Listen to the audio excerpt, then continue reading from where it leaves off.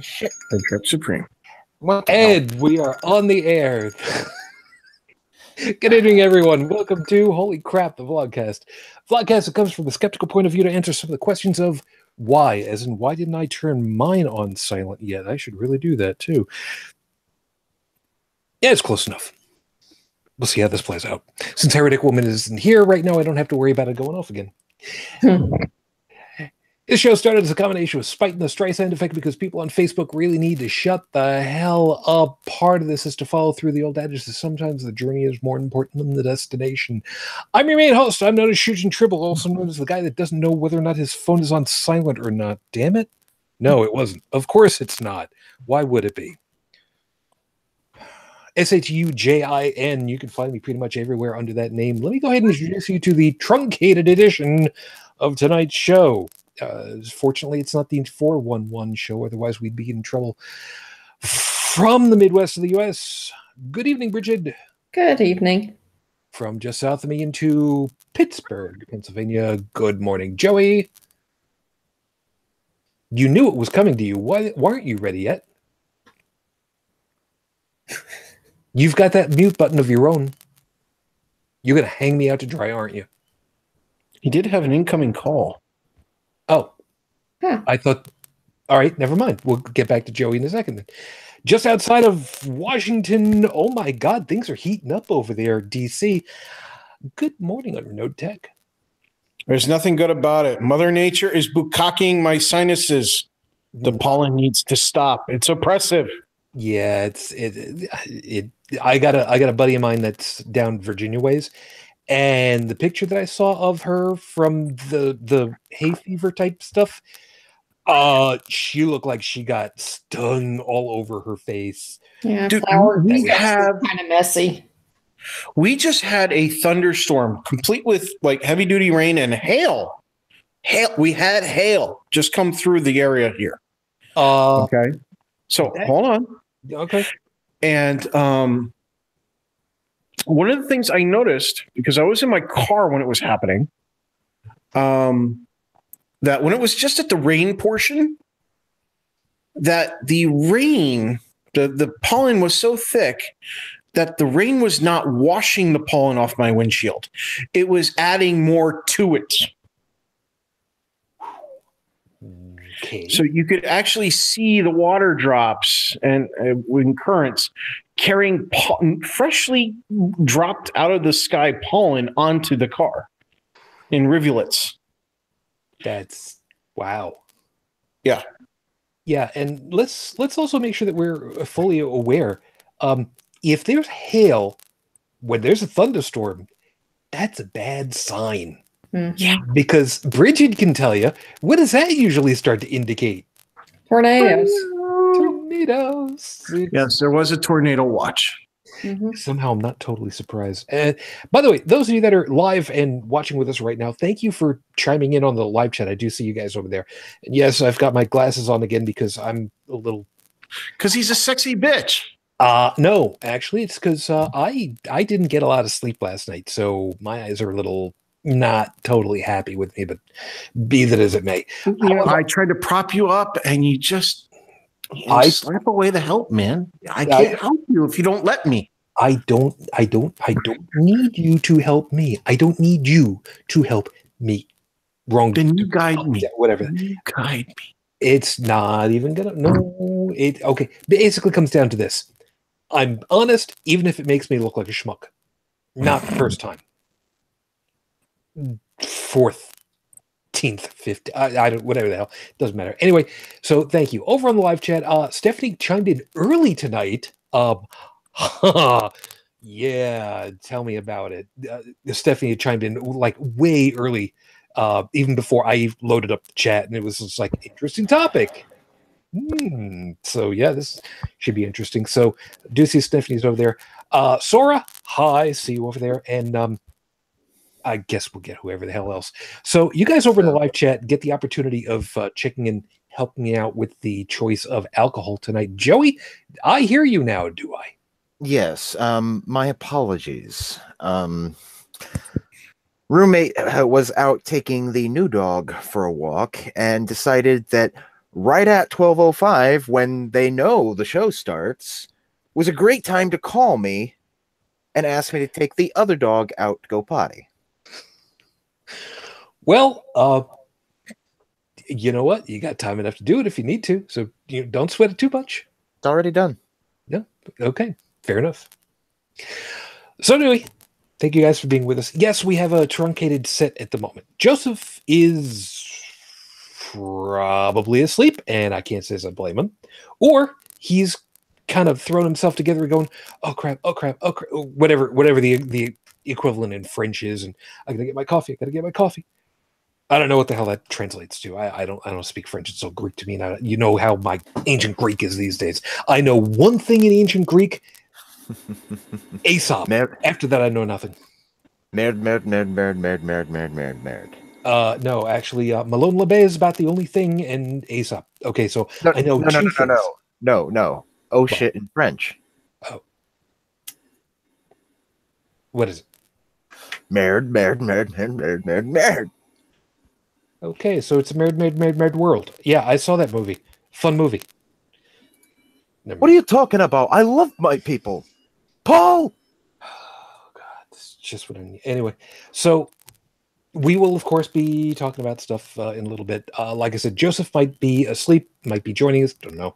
We'll find out. And Heretic Woman and Dallin. Yeah, about them. They're canoodling together up over there in the top left-hand corner, North America tonight, dude. You know, they're off at they're having themselves a great old time. They're not at the biggest little FurCon, best little FurCon, whatever the hell it is. No, they're off best little FurCon in Texas. No, actually, this it's a different thing entirely. They're up at their thing over there at Reason. I don't even remember what the name of it was, but we know full well that they weren't going to be around.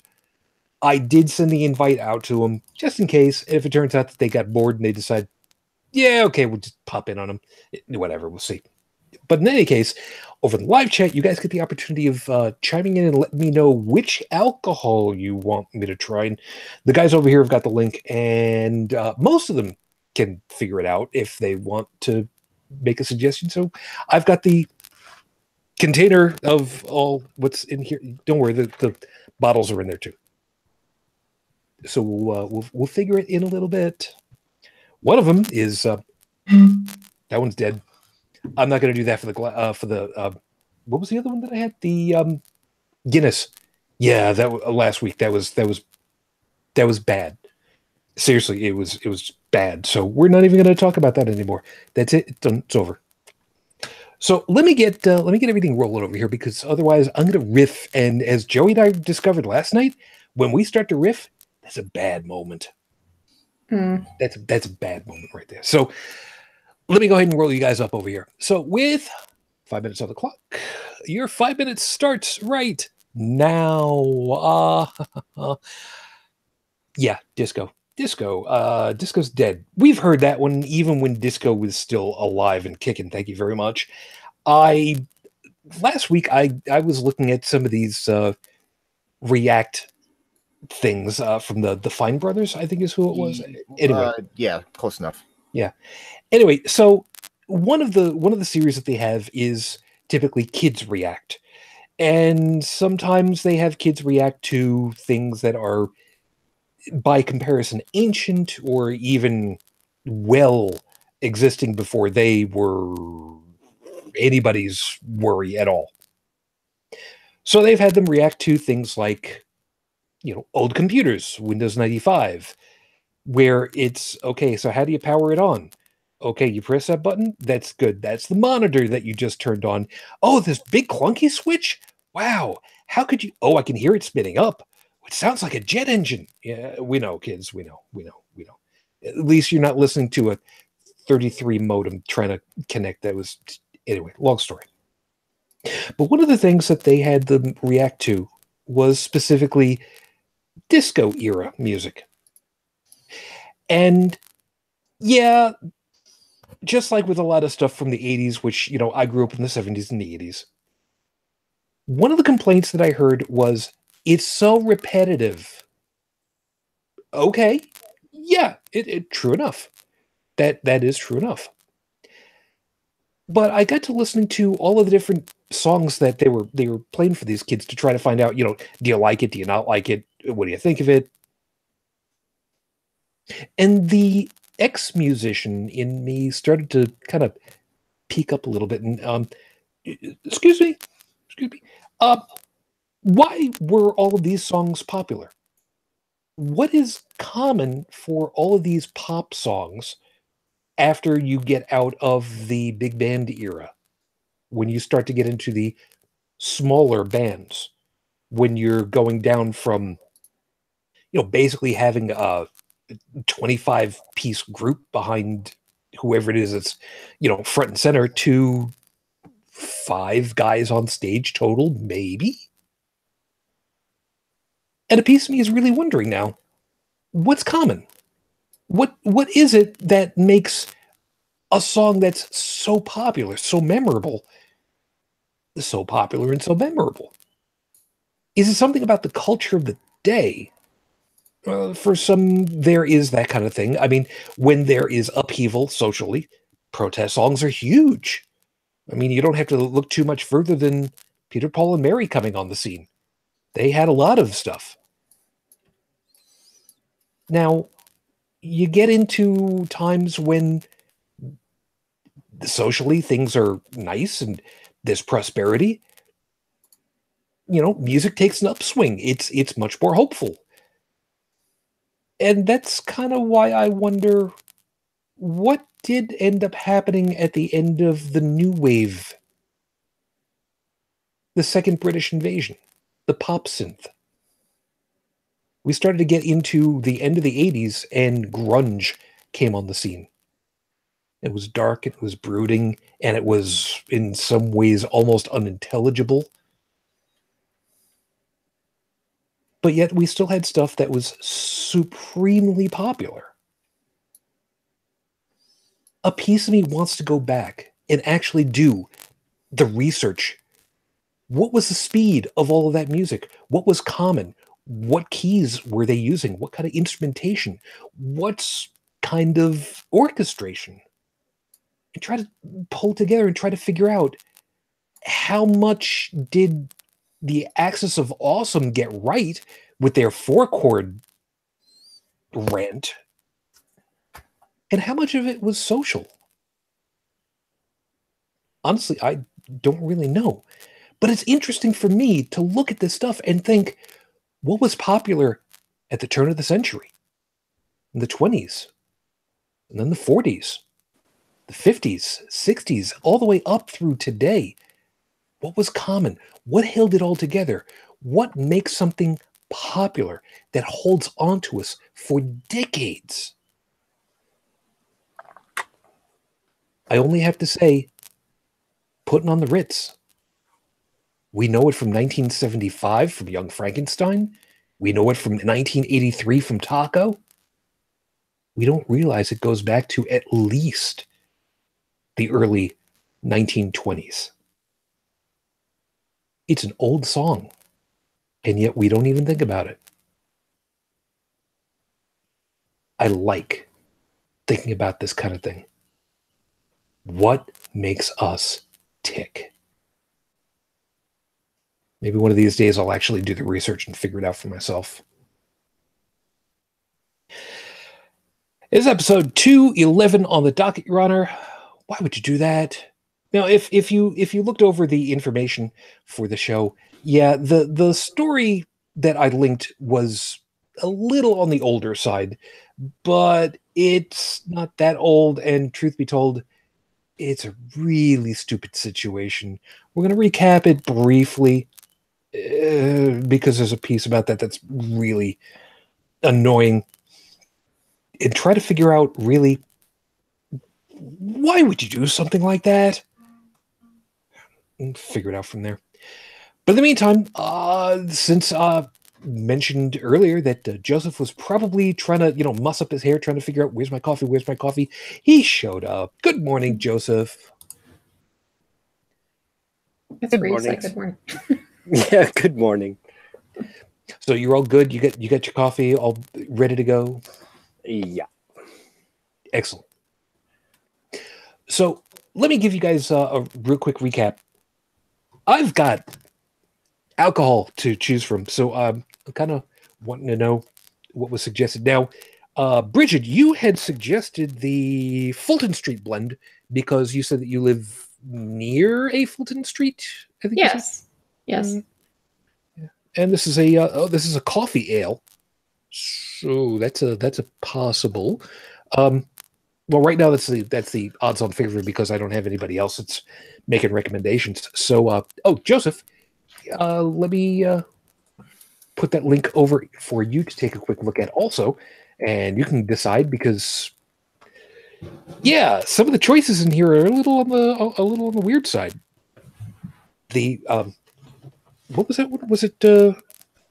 Pineapple. Yeah. Oh, I'd go for the UFO pineapple. Well, that's all well and good. So that's one for the goose, one for the pineapple. Do we have any other? Because I've never tried anything of that sort before. Neither have I. You cannot find that list. They're right to call it UFO. I mean, that link goes nowhere.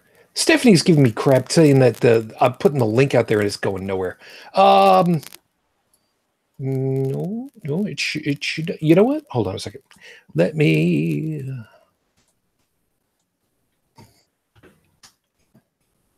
just go ahead and put it up on the screen for everybody. Everyone? Everyone! Dead air. I love having dead air. There it is. So there we go. The choices are the UFO pineapple, the Fulton Street coffee ale, the 12 Gates coffee porter, and the Weihenstephaner. No, actually, that's right. I know, but it's Weihenstephaner. Fuck, I actually got it right. I didn't intend to. Okay. I should go with the pineapple. You would, Tech. Just Well, I had a pineapple cider that was absolutely fantastic. Now, it wasn't that brand, but the company that makes it, they go around and they make whatever fruits in season into a cider and can it up and sell it. And so, like right now, they're on. Crap, I forgot what they're on. But the last one they had was pineapple, and it was surprising. I was expecting this basically pineapple juice that had an alcohol base to it, and it wasn't. It was just something very, very good. Okay. Well, we've got 2 votes for the pineapple. We have Stephanie voting against the pineapple and saying the Schwanstücke looks to be the only thing I would drink. Well, that's that sucks now because that means that we've got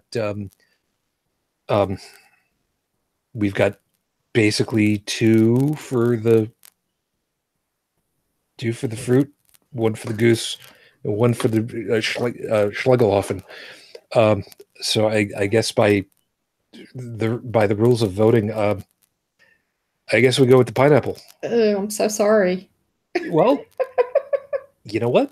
I like pineapple. Okay. This may be famous last words, and I may be invoking the great God Murphy, but it can't be worse than the Drach last week. And I can now get away with calling it that because, oh my God, was that vile? Seriously, that was really nasty stuff. So, Those who know, don't drink Guinness out of a can. I didn't know. Truth be told, I don't know if it was because of that or what the hell the deal was. But yeah, we're not going to. Well, maybe you should get a glass and then pour that pineapple one into the glass to see what color it looks like. See whether it's got a like a deep yellow tint or if it's got more of a beer kind of color to it. Well, I kind of did that with the stuff last week, and yeah, it was dark brown. So yeah, we'll see what happens with this. Anyway, so Pop top. Ooh. It does smell of pineapple straight away. So as my forefathers would have said back at the bottom of the boot of Italy, L'chaim.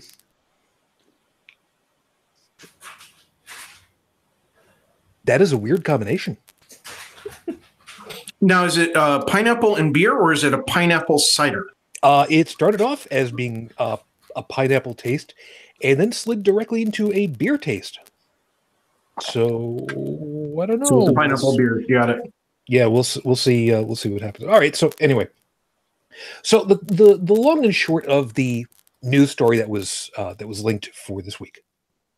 Guy went to see Infinity War, and there will be no spoilers here, so don't even worry about that. The guy went there and decided at the end of the movie he would do something that he's done before, which was, as the credits start to roll and the house lights start to come up a bit, he would get up and he would put his hands up and he would basically proselytize a little bit to the folks using such lines as, and I'm paraphrasing here because we've heard this one before, if you died today, would your path to heaven be assured? You know, that kind of rhetoric. And he scared the living Jesus out of people, partly because of the way that he was doing this in a movie theater. And the house lights didn't come up because Marvel movie credits, end credit scenes, you know? So this guy went ahead and did his thing. He didn't really see that there was any real problem because he's in the front of a very dark room with light in his face from the projector, and got done with whatever his spiel was and then sat back down again and didn't know until afterwards that apparently some people freaked out and somebody said gun shooter and people crammed their asses out of there that he couldn't see.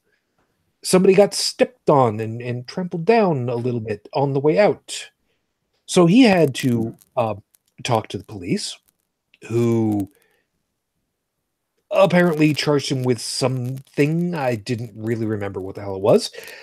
But then he did an interview with the Christian Post, I think it was. I need to double check which one it was.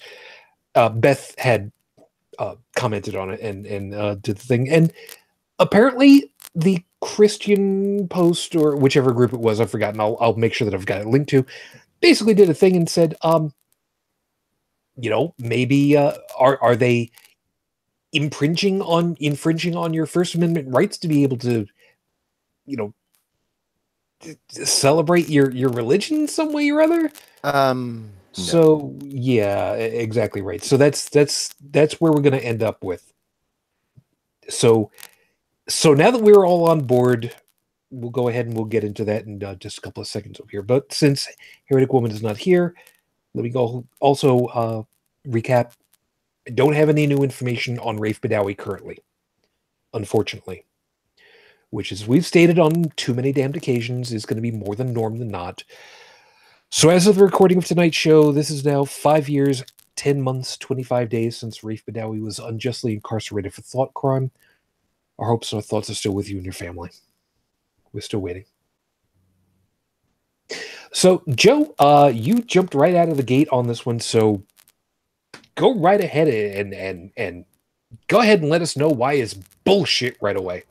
There are quite a number of laws that don't prohibit free speech, but limit it in certain situations.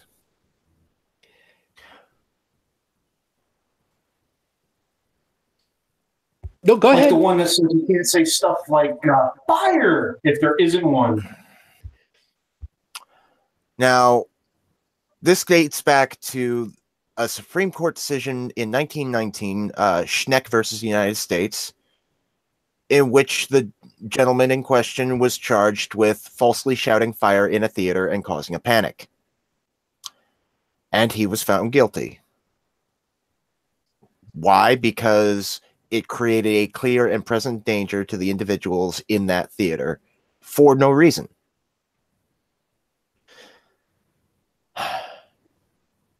Now, to my knowledge, this has always been something that has been there, because there are so many things that can go wrong in that situation. However, and this has been backed up with things like the Espionage Act of 1917 and the Sedition Act of 1918, saying that, you know, it was constitutional to criminalize these offenses.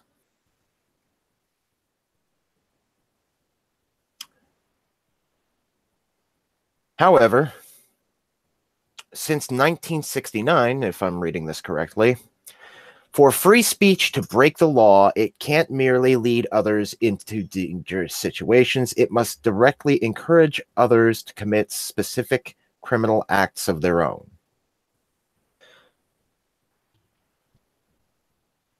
So is this individual technically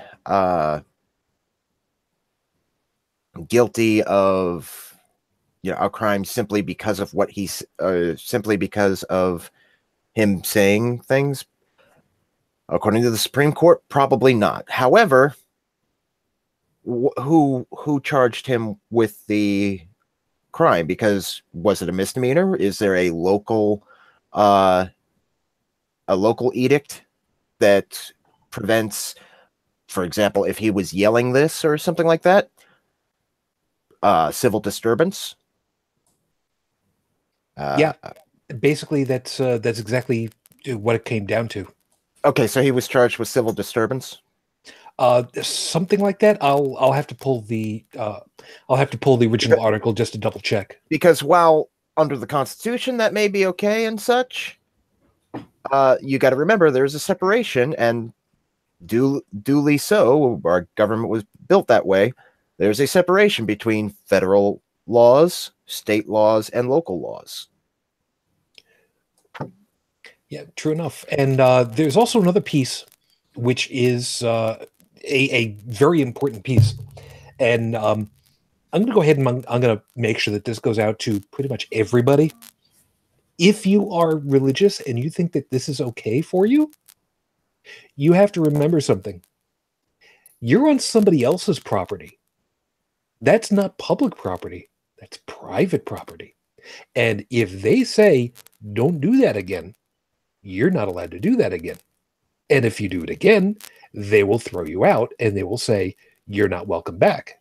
And if you come back again, they will charge your ass with trespass.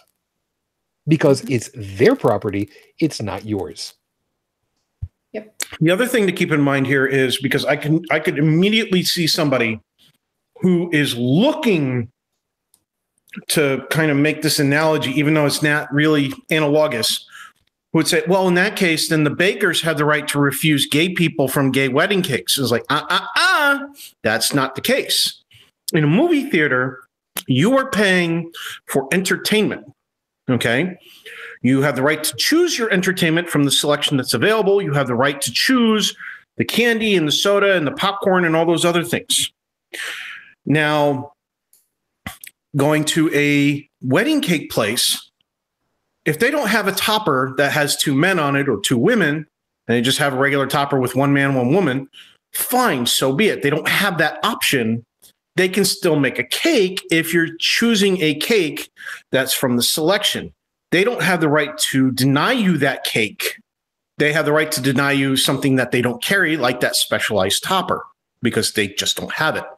Likewise, if you go to the movie theater, they don't have the right to refuse you sale of your soda or icy or popcorn or hot dog or whatever it is you're getting, unless it's a product that they don't actually carry. All right. Same way with movie tickets. They can't sell you a movie ticket for if they're not going to be playing that movie, or if they're not selling the tickets for that movie in advance because it's not out yet. All right. Going to a baker and being refused your wedding cake because you're gay is like going into a movie theater and being told, I'm sorry, you can't watch this movie because you're Christian. Now, by the way, I did pull up the original news article, and according to the bottom of it, quote, Weber, the person in question that was causing a disturbance, I'll get to that in a second, has been charged with a misdemeanor. He told CBS 2 this will not deter his evangelizing, but he might reconsider his setting. I can't imagine why. So here's the deal. You went ahead and you made a dick move. You went ahead and you scared a bunch of people in a setting where there has already been violence before. It wasn't too long ago that we had a big old shooting in a theater with a bunch of people.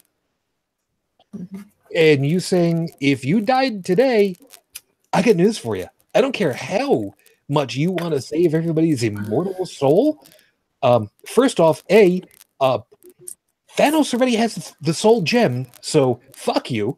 And two, that's a great way to get people to be a little bit afraid for their lives. And that's a really bad moment right there. Listen, if you want to proselytize, just do it the same way everybody else does it. Get a little milk carton, find a public street corner, and do that. Why? Because we're used to seeing crazy people do that. You won't stand out from anything. Well, the other part of this, too, is with recent mass shootings, sometimes mass shooter will ask, do you believe in God? And execute someone accordingly to whatever answer they give. We've seen that. Yep. Yeah. I mean, we've even seen,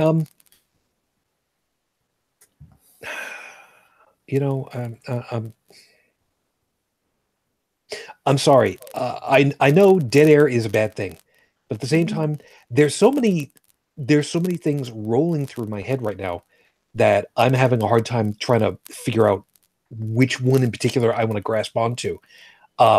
For instance, Halloween and the chick tracks, for instance.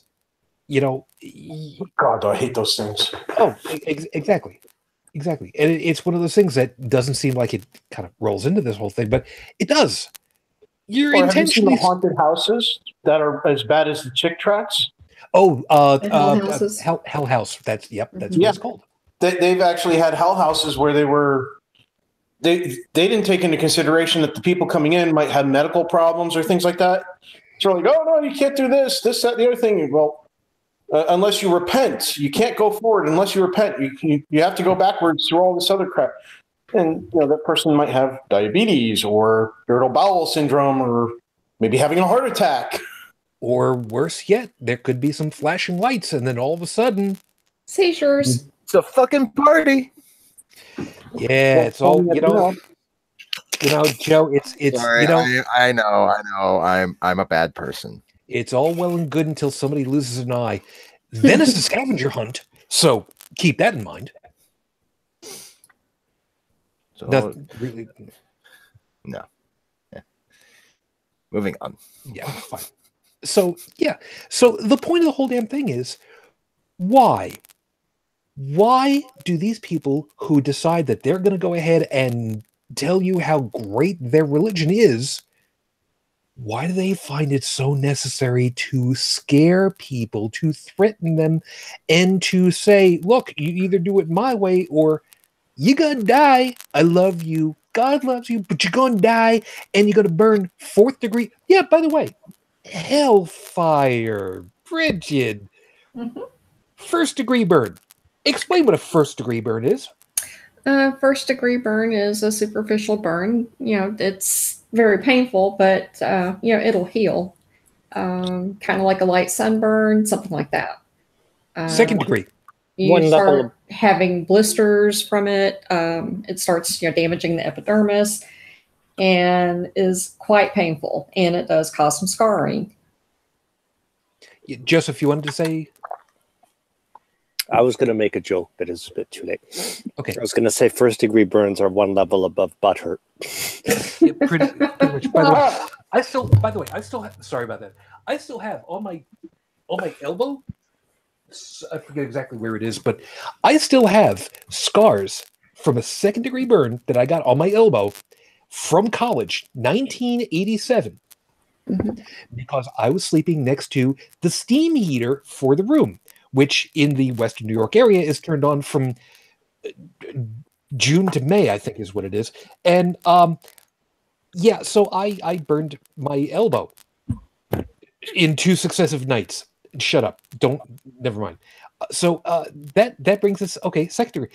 Third degree. That's when it goes through many layers of your skin and into muscle tissue and deep burns.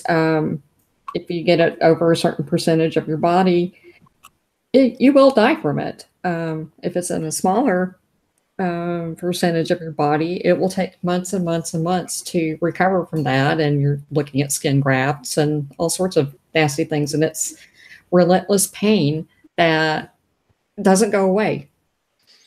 Yep. I had those as a kid on both my legs. Yep. Now I was trying to jump over hibachi. Yeah, don't do that.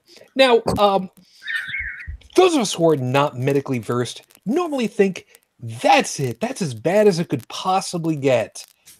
And then we find out, oh no, there's a whole level above number 3. 4th degree burn. Bridget, could you, for the class, explain what happens with a 4th degree burn? I have no idea. We usually deal with 3. And 3 is enough to kill people and a very painful way for people to die. 4th degree burn, hellfire. Okay. 5th degree. Wait. And Bridget will get this one. 5th degree burn, white phosphorus. Oh. Yeah. Now, let me really briefly explain what 4th degree is. 4th degree, give you an example. Take your hand. It might be better if you took somebody else's hand because this is going to be a little bit nasty. You might remember there was a TV show called Mythbusters a little while ago. You might have heard of it. Kind of a flash in the pan. You'll see why that's funny in a second. And they decided that they were going to try out the steam effect. I forget exactly what it was called, but the idea that you could plunge your hand into the molten lead, Leidenfrost effect. Or Leidenfrost. That you could plunge your hand into molten lead and then rip it back out again, and you would still be okay. And You have to have it water. works.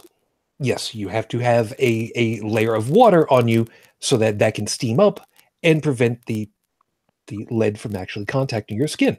Which makes me wonder how many people have tried it and forgotten the water. There's only 2 ingredients: water, lead. It's not that hard to remember. Yeah, well, how about if somebody left their hand in? Then they're called a Darwin candidate. No, it's even worse than that. Because at first, if you're fortunate, you will have a 1st degree. If you were super lucky, more than likely you will end up 2nd degree with blisters. And that's nasty. 3rd degree, you have probably baked a good portion of the upper layer or most of your skin. And this could be grafted, could be helped, but you're still going to feel that for the rest of whatever. Unless they cut the nerve endings for it. Yes, well, there's always the likelihood for phantom pain, which is a whole other issue, but 4th degree, you have literally cooked the piece that is burnt. Cooked it straight through. It is as if you had taken it and put it on a barbecue and left it there. There's nothing left. I mean, if you're hungry, that might be a good thing. No, because you'd be in sweet, sweet, merciful agony.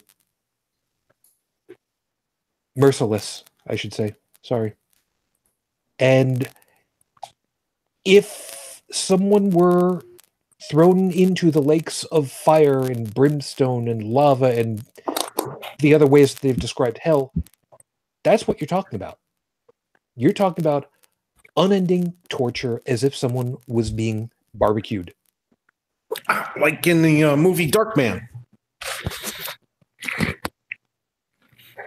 Don't know. There was literally muscle had been cooked away down to ligaments and bones and things like that. That could be. And they actually talked about the experimental technique of cutting pain receptors so that you wouldn't be in exquisite pain. What these people are doing is showing how scared themselves they are at their own religion. Of course. They're also fanatical about it. You know, you've got to do it. You've got to do it. This is how deeply I feel about it, that I have got to scare the shit out of you so that you will do it too. Well, yeah, self-validation. Yeah. This is what I'm doing to survive, so you have to do it too, because I don't know any other way. Something that I find interesting is, having dealt with hospice patients, the more religious ones tend to be the most afraid to die and seem to fight it the hardest. Go figure. If they really thought that they were going to heaven and get to spend eternity with Jesus and God basking in the glory or whatever, why do they fight death so hard?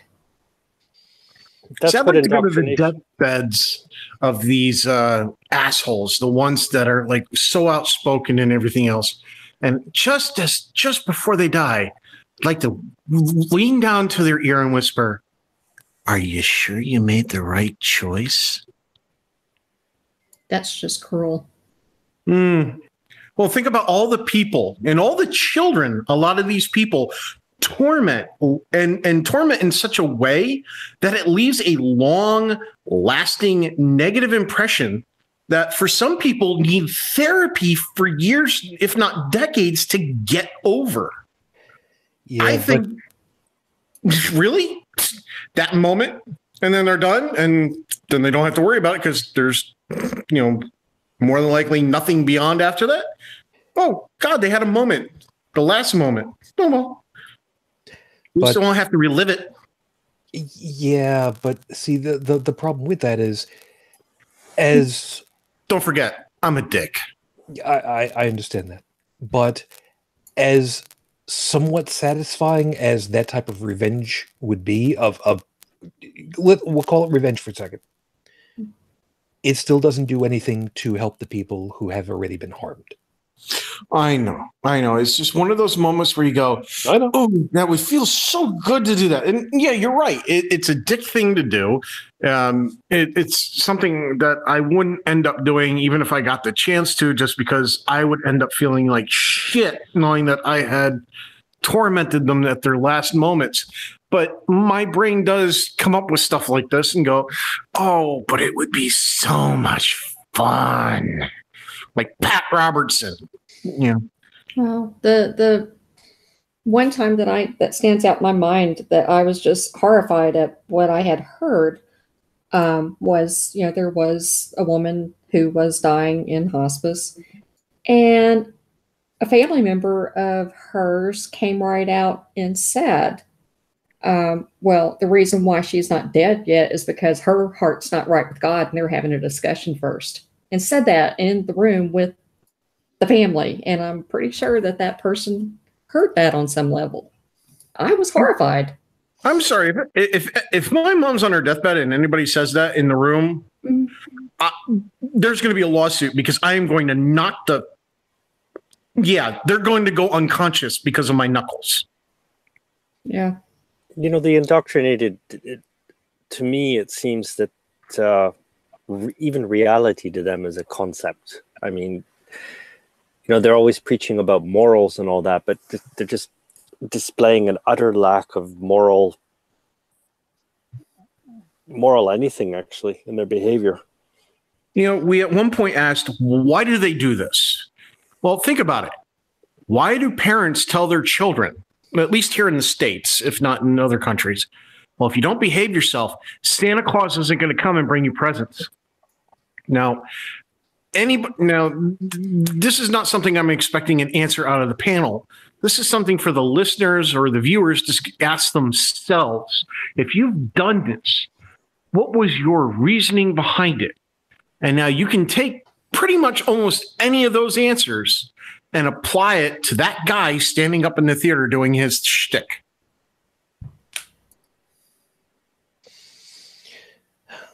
Sorry.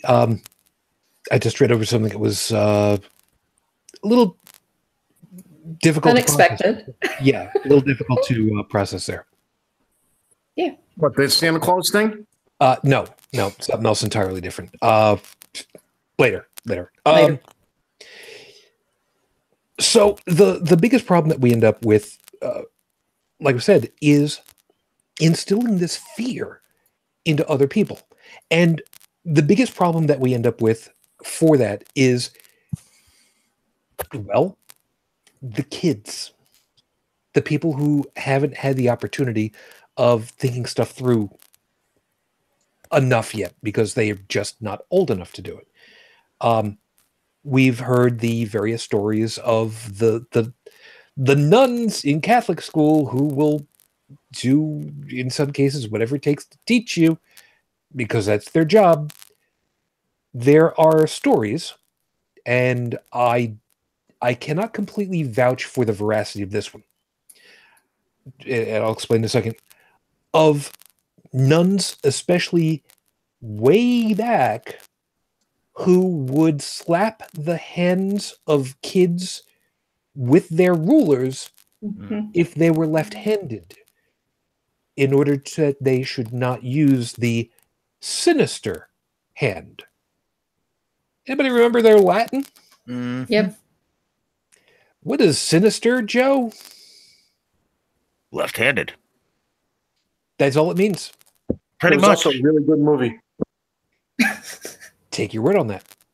But yeah, so that was the entire reason why they said you're not supposed to use your left hand because that's a sinister hand. Whack, don't use your left hand. My grandmother came over on the boat from Italy. She had to deal with that. And even though she had been left-handed, she learned to write with her right hand because that's what you were trained to do. Even I got that because I play all sports with my left hand, baseball, golf, and only write with my right hand. Me too. That's Hockey. okay. That's a weird one to me. I mean, I would think for the most. Sorry, my guitar teacher when I was in high school, he was forced to learn to play the guitar with his right hand, even though you can learn to play with your left hand just by reversing the orders of the strings and flipping the guitar, right? Yeah. I mean, granted, the pick guard will be on the wrong side, but if you're doing finger picking, which is what he was teaching, you don't need a pick guard. That's true. That's true. And for a long time, you can get a left-handed instrument. And, I mean, a left-handed, well, for the most part, left-handed anything. I mean, the only thing I can think of that doesn't care one way or the other is a pencil, for crying out loud. Actually, come to think of it, chopsticks don't care much either. I loved the year when they came out with left-handed beer cans. That was great. I've seen a left-handed coffee mug and a left-handed pencil. And back when I worked in construction, I was asked for a left-handed screwdriver. So I took the master mechanic's most favorite screwdriver, because he was the one who asked me for it. And I took a Sharpie and I wrote left on it. And we put out his right hand to take it. I said, OSHA regulations, you got to use your left hand. And he's like, give me that. And then he saw I wrote on it, and he never asked me for another tool ever again.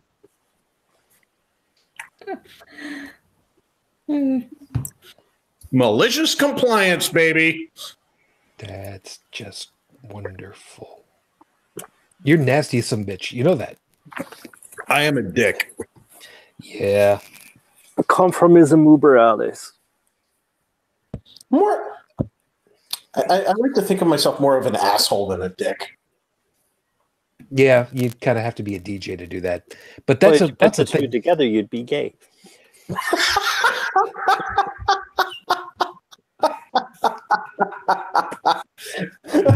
I'm sorry, that's funny. That was good one, Joseph. No, I'm not. No, we're just gonna move right along from there because I got too many things going through my head right now, and I don't. There's only so much I'm willing to push. This is not one of those times. Back to the left-handed being sinister. Yeah. So that is a matter of. I can't. Well, I was gonna say retraining somebody to be right-handed instead of left-handed. I don't know if I would exactly term that as brainwashing. I would have a hard time calling it that, but I don't know what the right term might be. It's forcing conformity onto a population.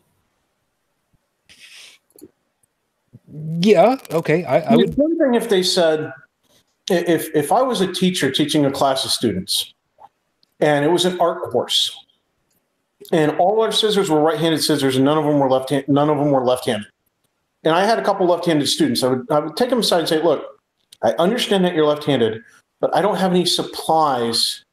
So what I'd like you to do is practice cutting with your right hand so that later in life, when you run into an environment where this happens again, you will be prepared. I would turn it into a teaching experience, a way of developing a second skill, so to speak, that sort of thing. I wouldn't tell them that, hey, using your left hand goes against the guidance of God. Yeah, well, it's not impossible. I mean, the learning curve's a bit longer. Like I play guitar right-handed, and one of the reasons I really got into it, I hesitated to get into it, is because there's just so much to build upstairs. Oh, by the way, this is really cool. You were talking about grunge music before, and we're talking about playing guitar with your right hand. Kurt Cobain was left-handed and played the guitar with his left hand. Okay. I was a headbanger back in the day. Did I hear that right? Mm-hmm. What did he do left-handed? The strings. Played the guitar. The strings for the guitar were right-handed, but he'd play with his left hand. That's my understanding. Okay, all right. Jimi Hendrix did the same thing before he went left-handed. I think he learned right, and then he gradually switched over. No, my understanding is Kurt Cobain played left-handed because he was left-handed. That's how he learned to play. He didn't learn right-handed and switch over. He just went straight for his left. Because, dude, grunge, it was a whole bunch of nonconformity going on there. That's true. Oh, yeah. Wow. Yeah, I was part of that group.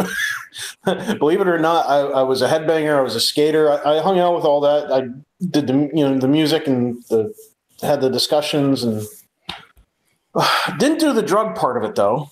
It was fun to watch everybody else get high. I was too young. You're still too young. Who are you kidding? Child. Oh, so what? The drug age? Not before I'm 65? Sure. Yeah, let's go with that. Okay. Happy retirement. Good. I spent the last 20 years of my life on peyote. Peyote wasn't bad. No. We'll just. God, I don't know. Did I derail that?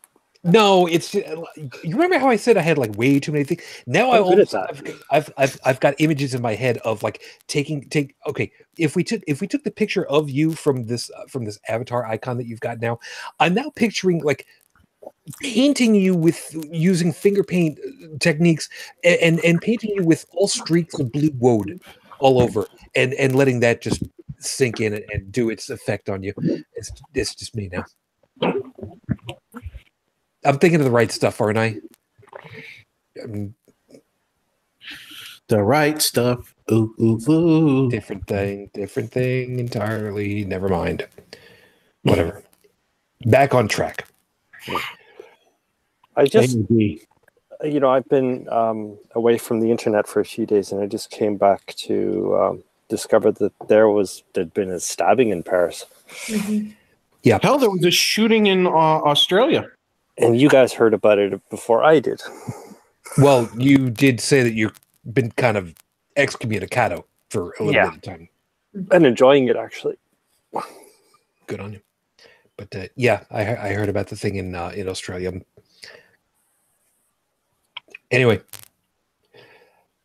so we've got somebody who decided that they were going to go ahead and do what they think they're supposed to do in too many things again. Only because he thinks he's supposed to. And in the process, scared, you'll forgive the expression, the living bejesus out of a whole bunch of people because they were afraid they were about to die. Mhm. That's a bad moment. That's a very bad moment. And somebody actually got hurt. And the guy has gone ahead and, to some credit, kind of owned up to it. The idea that this guy would have apologized to the person that got hurt or gotten in touch with him and said, I'll take care of your medical bills for it. I haven't heard one way or the other on that. Probably not. But I did look over the website for the ministry for the people. He and his wife. It looks like some Wix.com cookie cutter put together kind of thing. And the idea that they've got on there that says that we will do whatever it takes to proselytize. Good terminology right there. Mm. So you're going to go ahead and you're going to do whatever it takes to bring the word to the inner. What was the terminology that they used for it exactly? I've forgotten exactly what it was, but it was something about bringing the word to the inner empire, meaning the interior of the country where it's landlocked. I don't know why specifically, but they did specifically also mention California and internationally. And they would do whatever it would take. I'd like to see the science on. I'd like to see more science on indoctrination, exactly what it does to the brain, because it's abusive. I mean, especially if you're telling children things that are not demonstrably real, you're not doing that in the interest of their comfort or survival. Yeah, there's a problem with that though. There's a huge ethical problem with trying to find how to best do. You'd only be able to do it as an after the fact study, because trying to study kids' brains in oh god, I mean, how do you? Well, we already see it. We already have seen what this stuff does. Well, When yes. we look at countries that have high rates of religiosity in their government, theocratic governments and stuff, and we can look and see the statistical difference between them and countries where their laws are more secular based, and look at the level of violence. I mean, Colombia, right? Colombia has a high Christian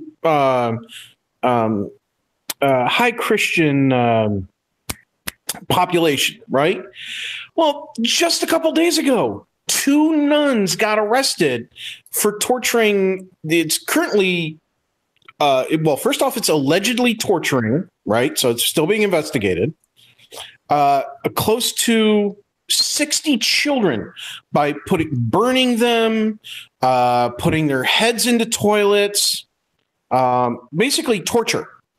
The local residents, the neighbors, called the place, which is called Santa Clara Rebirth Home, The local neighbors call it Hell House. So does the local media. In fact, it got shut down once before for alleged crimes as well, and it was allowed to reopen.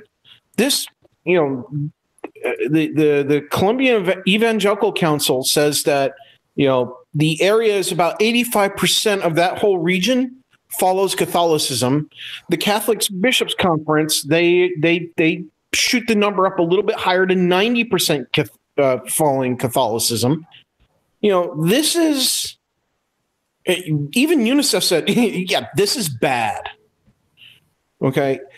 When we look at areas that have, lots of everything, that all this indoctrination from these religions being forced down everybody's throats, there's high statistics of different types of crime, whether it be rape, whether it is child marriage, we consider child marriage to be horrible because it is. But in other countries, hey, marrying a girl at age 10 is perfectly legal. You people have something seriously wrong with you. Violence, beatings, honor killings, you name it. It's absolutely horrible. I think indoctrination it's mental slavery. It's making a human dependent upon an organization for their entire life, because when you tell somebody that they're inherently broken, yeah, that they are wrong, that they're no good, that they will never be good unless they do exactly what you tell them to do, and you do this to this person starting at a very young age, and do it through all their development, all the various stages of development. Excuse my language, but you are going to fuck them up. I have to say that goes beyond religion, though, because but religion is a big offender of it. Yeah, and they were the ones who, well, let's say they're the pros. But corporations have learned a lot from them. Admittedly. And the problem of it is, as was said, we can't lay this one entirely. We can do it mostly. We can't do it entirely at the feet of any one religion or in religion's lap entirely. It's, correct. As always, it's a matter of ideology. Slavish devotion to ideology, and when this happens, and Joey, I think you can pretty well back me up on this one. It is the epitome. It is the absolute pinnacle of gaslighting someone. That's the very definition of gaslighting. Mm-hmm. Pretty much.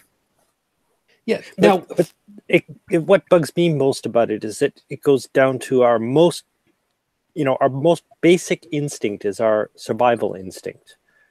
And if we don't feel responsible for our own survival, we're going to depend on whatever model that's been programmed into us, which means the organization who programmed us said, oh, no, you don't know. We know. So you depend on us. And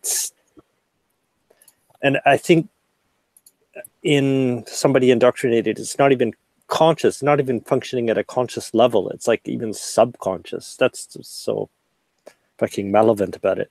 Yeah, because it influences all the biases that you've got. Yeah, Mm-hmm. well, they think they literally feel if they don't follow these rules, then they're in mortal danger. That's what the brain is thinking, and I'm saying this also as a believer. A former believer. Yeah. And if you hear over and over again how horrible you are and how broken you are and how evil and sinful and all those words you are, you start to believe that, and there goes your self-esteem and self-concept, and good luck trying to get yourself out of that. I want to, when a man says that to a woman in a relationship, that you're broken, that you're nothing without me, or when a woman says it to a man in a relationship that you are broken, you are nothing without me, or even an adult to a child says that, okay, that is defined as abuse, emotional and mental abuse of another person. Yet when somebody has that in their religious texts, that's okay. I'm sorry, but having read multiple religious texts, your God is a narcissistic abuser. Well, they make their God do whatever. It's a virtual marionette, a ventriloquist dummy. That's all it is. Yeah, man-made God. Well, yeah, and you find that the from the big book of contradictions, they pick and choose whatever rules most suit them at the time, and over history, like during times of slavery, they used biblical passages to justify slavery. It's not about the book, it's about the human holding it. But it's even worse than that. I mean, it is the avatar of avarice. And I can't believe that I just thought of it in this term. When we look at the gods of other areas, let's go with the Greek gods for a second. They were basically human. They had lots of power. They had power. They had the ability of doing whatever they wanted because they willed it to. Effectively magic, but whatever. But well, if you want to think of it in scientific terminology, the closest we could associate it with would be they could basically control the world at a quantum level around them. But most of them had certain specialties, though. Yes, correct. Yeah. So and a lot of them behaved like grown-up children. Well, just like huge toddlers with like dangerous toys. Yep. And exactly. they had all the same faults as humans. Actually, the gods would represent the different aspects of human nature, like jealousy and all that. They would embody that, and they might have even been made for that. Yeah, exactly. So the first one that came to my mind instantly is Arachne.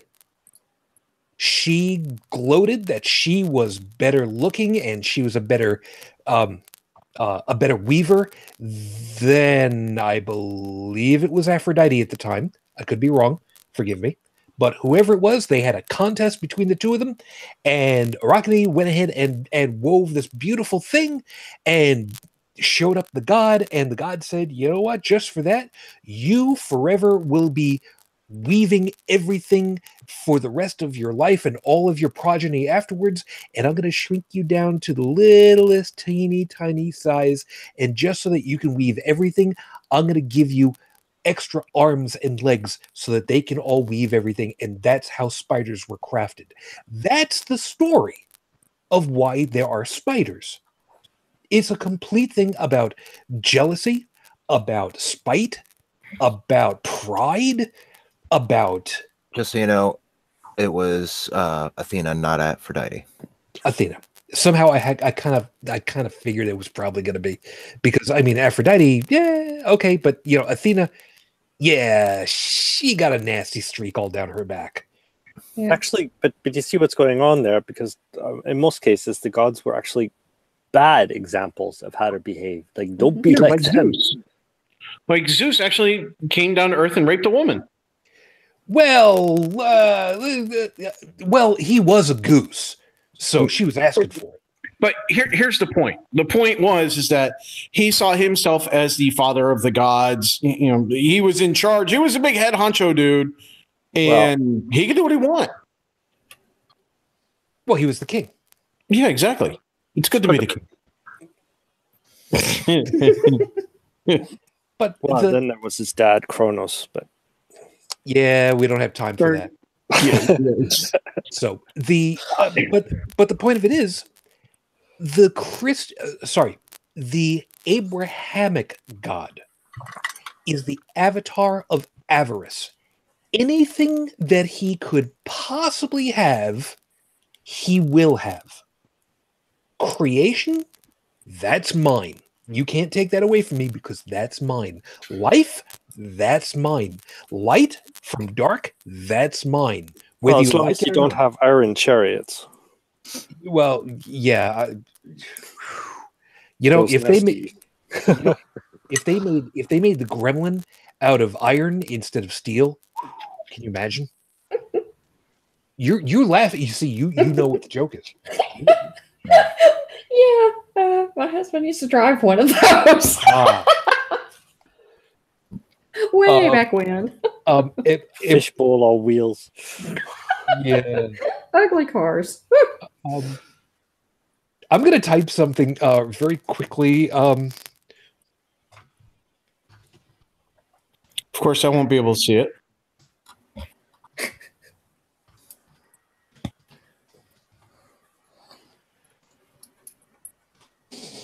Oh God! And I'm glad I typed that instead of saying it out loud because that was like really mean-spirited of me.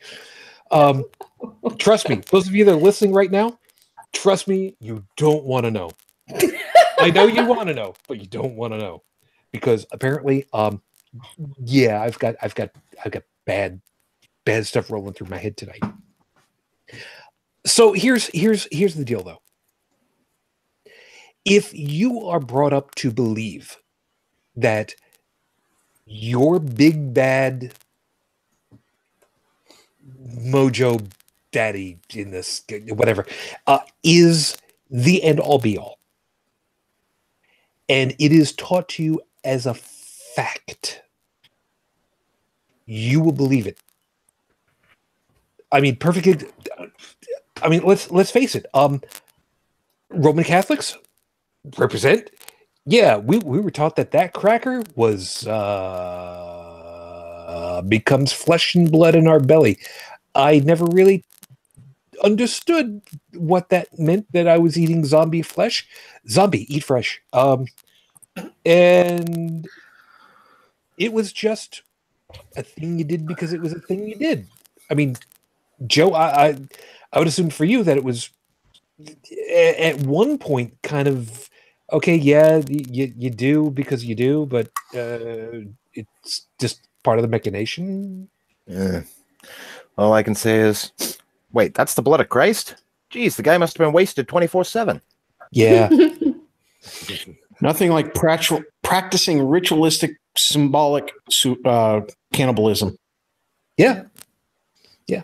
Although I did see a really funny one where somebody said, you know, if you have like a bowl of these and eat it like cereal with the wine, you know, you can get a whole year's worth of redemption in one sitting. I need to find that picture. There was a movie I was watching with my SO called Lady Bird. And at one point in the movie, there are these two young girls go to this religious school, and they're kind of hiding out, and they have a box of the communion wafers, and they're just kind of on the floor chatting, and they're eating the wafers like Ritz crackers. You know, the next time we get somebody to drop us some money on Patreon, I'm gonna buy some. Just off Amazon. Yeah. You really want to do something with that? Buy those and dip them in onion dip.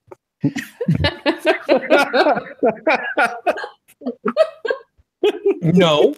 Yeah. No. Dangle breathe on everybody. Or cheese. No. Jalapeno cheddar. Wait a minute. Hellfire.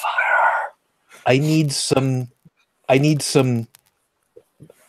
carne con queso. Because if you're going to piss off everybody, Carne con queso. With bacon. And it can't be real. That would be the carne. Yeah. And carne has bacon in it? I did not know that. You do you know what carne means? Meat. No. It's meat. Just meat. Yeah. Okay. So, bacon. That's the carne. It could be beef. It could be pork. It doesn't matter. But bottom line, I need to have something with meat of some kind, preferably bacon, or you know what? I'll just include it. And it can't be real cheese. It's got to be fake cheese. Gonna get piss off Now everybody. with 20% extra sin. Yeah, because I mean, think about it. If I'm going to go ahead and I'm going to piss off everybody, I might as well piss off the Jews too, and those bastards that think that only real cheese. No, man, I'll get Get a can of Easy Cheese and spray that in there. No. Oh, to really piss everyone off, you have to put pineapple on top of it. No, it's all gone. Not that good. Pineapple and bacon bits. Canadian bacon. No. It's got to be real bacon because it's going to be fake cheese. I'll get a little thing of Velveeta. Yeah. That'll work because that'll melt real nice. Yeah, I'll piss off everybody. Okay, the point that I'm going Find that for. out when you mix it up with your deodorant. Velveeta, ground beef, ground bacon. Wait, Velveeta, isn't that the spray cheese? No, that's Easy Cheese. I'm sorry. Okay. Velveeta is the brick. Yeah, don't worry. The idea of using squeezy cheese. Yeah, I know. Leave me alone. Yeah. Even I have my standards. Low that they I might like be. squeezy cheese. Yeah. Oh, wait, I don't have any standards. Well, okay. I'm a little bit above you on this one. So the point of it is, God, where the hell was I going with this whole damn thing? We don't like ideology. It doesn't matter what it comes from. It could be religious. It could be economic. It could be political. It could be about cars. We don't care. One of the things that we collectively, and I think I can say this for all of us, we don't like ideology. Period. End of story. Now, I could be wrong, and anybody is wanting to go ahead and correct me, raise your hand. Oh, look at that. You've all got static icons, so it doesn't matter. Fuck y'all. Fine, I see what it is. I'm raising my hand. I don't care. Go ahead. Tell me that I'm wrong, though. Yeah, well, ideology, if you're going to go by, there's tried and tested ideology, which means, okay, like fire hot, fire burn. So, that's not ideology. He's talking to me. But He's talking more like dogma. Well, yeah, but like if you're talking about the untested, the indemonstrable, well, yeah, of course or even conformism. It's hard to draw a line. No, it's not. No, it's very easy. Well, like you can tell people. I think it almost comes down to certainty, because I think we should really start to teach people that there's really no such thing as certainty. There's always another way. There's always a better way. You always have to leave the possibility for a better way. You see what I'm saying? Yes, but there are, just like with every exception, there's an exception to every exception. I'm pretty sure, and I could be wrong, I'm pretty sure I can get backing on this one, even from the non-medically trained group of us. I'm pretty sure that it doesn't matter if you consider it ideology or dogma. If I dive down to the bottom of a 12-foot pool and inhale, I'm going to have a really bad afterlife. Mm-hmm. Just saying. Yeah, the dogma, these whole things are truly bad. That's why Star Trek is so great. Okay, that qualifies as a non sequitur for me, but I literally heard crickets chirping there. Yeah, it doesn't matter. Okay, no, so the problem is anytime you're telling somebody you need to do this because this is what our deity says. You need to do this because this is going to make you a better person because I say so. Argument from authority. Argument from the book. Right. But the point is anytime somebody is telling somebody else what to do, when to do it, how to do it, why to do it, just take my word for it. Exactly. And they're not allowing you to question it, that not allowing you to actually test it or do any of these things. Exactly. Right. That's what I was trying to say earlier. Then what you should, as a person, should be doing is going, hold up, put the brakes on. I'm sorry, but if I'm not allowed to ask questions, if I'm not allowed to test what you're claiming, then I want nothing to do with it.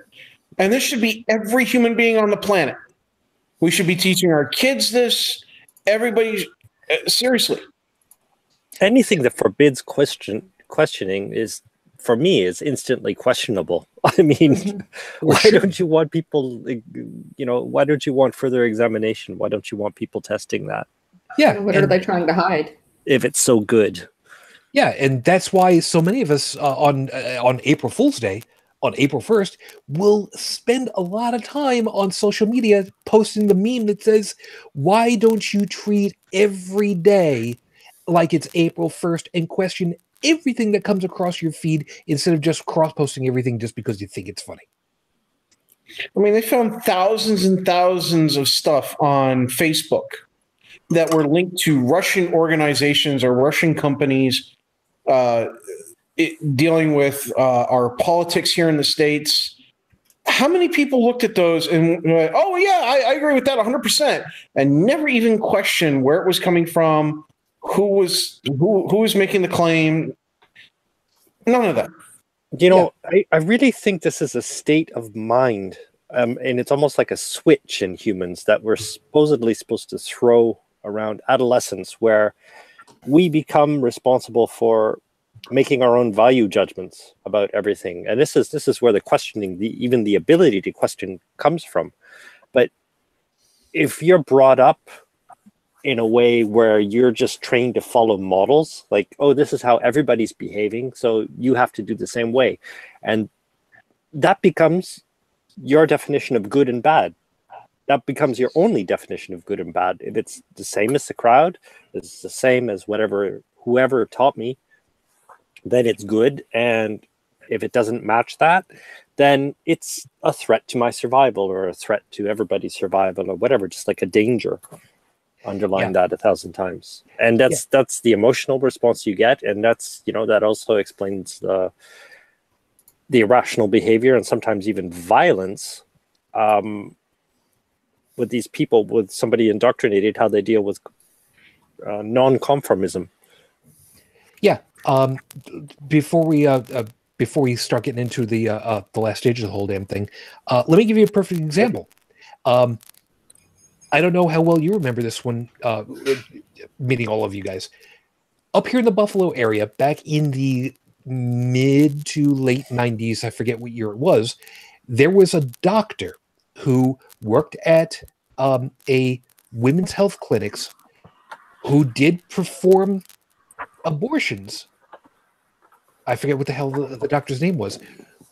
A sniper in the affluent suburbs here of Buffalo shot him. His claim was that he was trying to shoot him in his hand in order to prevent him from further performing abortions on and killing innocent children later, but ended up, I believe, killing the doctor because the doctor was doing stuff against his own moral position because of his religion. This is admittedly an extreme position, but Joe, we've talked about it on multiple times. Mm-hmm. You've lived up there in the Pittsburgh area for a while now. Mm-hmm. We've been past the women's health clinic where Anthrocon is many times. Yep. They have a yellow circle on the ground. Why? Because people have been known to bar the entrance, vandalize the front of the building, verbally and occasionally physically attack those who are entering the building. And they've had their front window broken how many times, give or take? Oh, don't even ask, because I have no idea. Many, I think, is a good number for it right about now, right? Many? Sounds good? Sounds about reasonable. Sounds about right. As unreasonable as it is. Yep. And Bridget, you know full well, there are all these people who protest in front of these damn places for no other reason other than it's a religious bend for them, because here's the question: are there any medical, science-based reasons for people not to have abortion. I'm probably framing that improperly, but I think you know where I'm going for. Yeah. I mean, medically, it's a very safe procedure. It's safer than a lot of other surgeries, and it's definitely a lot safer than going through childbirth. Is it safer than perhaps, I don't know, the old wire hanger bit? Oh, yeah. Yeah. I mean, it does save lives. I mean, with any procedures, there are risks of, maybe perforating your uterus or something like that. But, as long as you have a competent doctor, that's very, very rare. And let's not forget that nature, the biggest paradox of all this, nature is the world's biggest abortionist, because I think what's the percentage of miscarriages that occur naturally? But you see, that's the thing. It's God doing that, so it's okay because God made us. What right do we have to judge God? And that's the argument that they give. I'm not condoning their argument. I'm not agreeing with the argument. I'm saying that was sarcasm. That's the argument that they use to try to take away other women's rights. But on the other hand of this, from a medical standpoint, some people say that life begins at conception. In the case of a molar pregnancy, that's not life. It is a clump of cells that if you do not remove that, it will turn into cancer. Now, is that life? Is that an abortion? What is that? They don't stop and think that happens. See, I think George Carlin said it best, and I'm paraphrasing here because I don't remember the exact words, but if you look at some of his shows, you'll eventually find his performances, you'll eventually find it. He basically said that life is an ongoing process that started a long time ago, will continue on for a long period of time, where things are born, they die, they're born, they die, they're born, they die, and it just goes on and on and on and on. It's not it starts right here, this, that, and the other thing. Because if you really do look at it, when does a new life start? Well, a new life has already been around. It's in our cells. It's in our DNA. The potential is always there. And it gets realized when the various specialized parts get developed. But but just because you've started the process to get that, you would roll downhill that eventually gets there. It doesn't mean that just because you started the process, you have a finished product. I'd like to know when sentience. I think that would help the debate a lot when we know definitely when sentience begins. Well, we're closer to that because we already know when the heart develops, when the brain develops, when the genitalia end up doing their flip-flop based on 2X or XY chromosomes. We know a lot of these various stages. We don't have a definitive answer as to when true self-awareness begins, but we're learning. And we're learning. The problem is you have too many people right now who don't agree with other people's actions. They want to police those other people, and they will say and do whatever they feel they must, even if they're lying through their, to put it bluntly, goddamned teeth to do so. Okay, now you've gotten actually right onto the cusp of where I wanted to get us to finish off with the roughly 20 or so that we've got left for the show. We have people that will say this is the way it's supposed to be. Doesn't matter what it is. And they will enforce that through sheer force of will, in some cases alone. But where some things are, you're not going to tell me that that's the way it is just because you're that way, because you're a Democrat and I'm a Republican. We're not going to go ahead and we're not going to have that because you're them and we're us. And you remember I said once upon a time, there would actually be discussion to say, okay, look, you got your way, I've got mine. Let's find out which one is going to finally get us to the end product that we really want together. But for some reason, religion tends to get a pass on whether or not it's supposed to have that position of authority. It's assumed to have, simply because it is religion. And I'm kind of wondering why. I mean, the easy answer is because you get drilled into it, and you were drilled into it because others were drilled into it before you, aka the you were taught wrong argument. That's the easy way through. But why, culturally, do so many, even who do not share, feel like religion gets an easy pass to authority? Tradition. And, well, there's a lot of people in key places who find that aspect of it to be useful, which is why it's not being challenged. Well, it's a mechanism for control. Because, I mean, if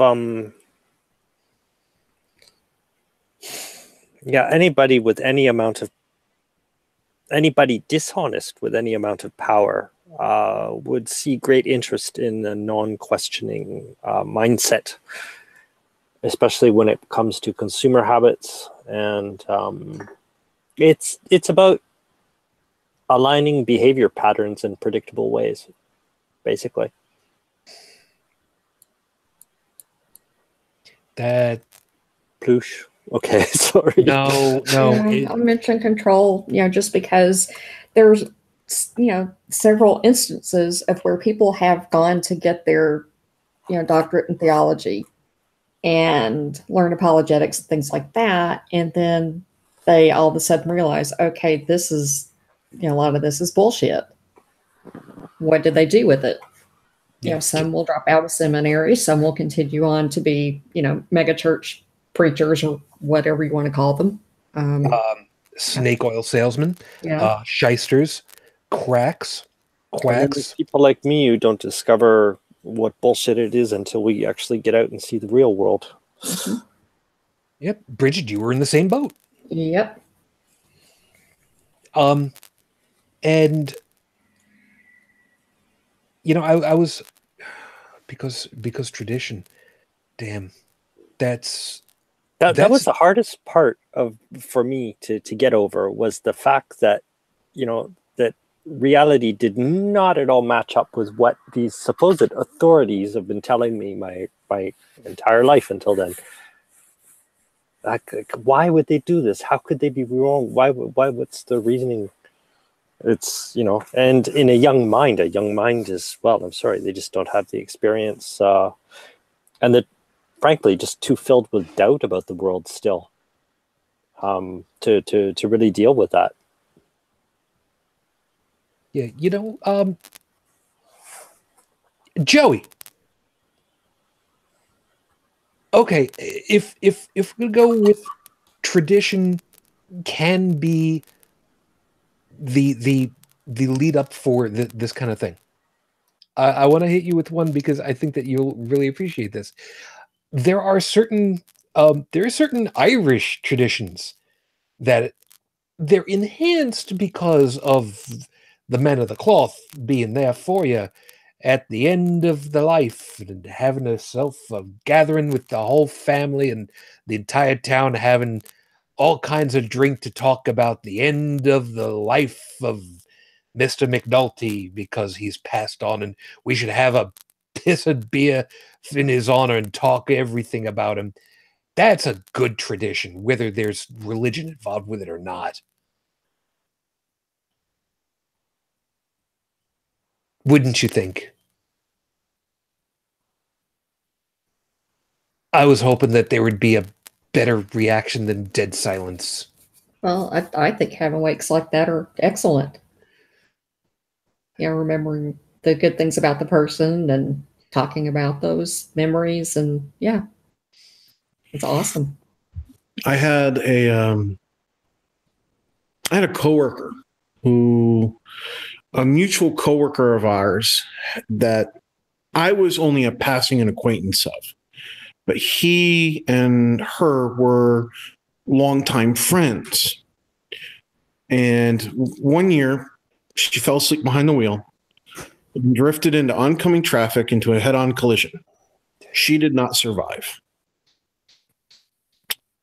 The guy is a lot like me in that he chooses to mourn the losing of somebody by realizing that they will not be able to have create any new additional memories with that person or of that person. However, he also chooses to celebrate their life, her life, by sharing the memories he had with others.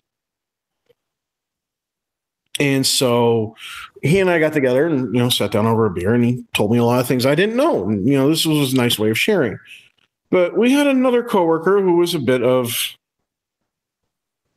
oh God, I can't even begin to describe this woman.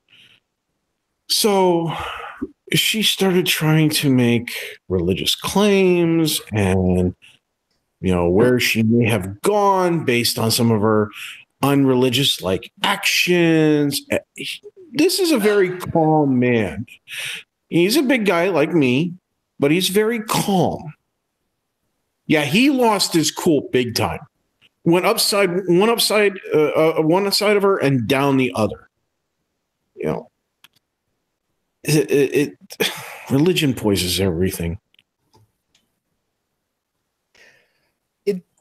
In a lot of ways, it does. And I'm gonna